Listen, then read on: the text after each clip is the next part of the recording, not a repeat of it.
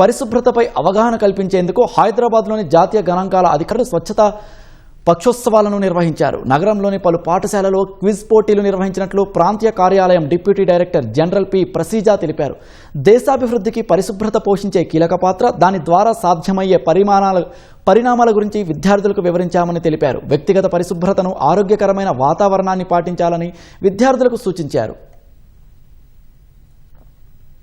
As part of Swachhata Pakhwada, our office NSO Hyderabad has been done many activities like we have done plantation drive, and another one we have done is cleaning the office premises, and we have weeded out some old records and files, and we have conducted quiz competition in the Victoria Memorial House and Residency School in Hyderabad also, and today was the closing ceremony of our Swachhata Pakhwada. And we have visited, our full team has visited the school, and we have given some kind of awareness regarding the Swachhata also to the older students.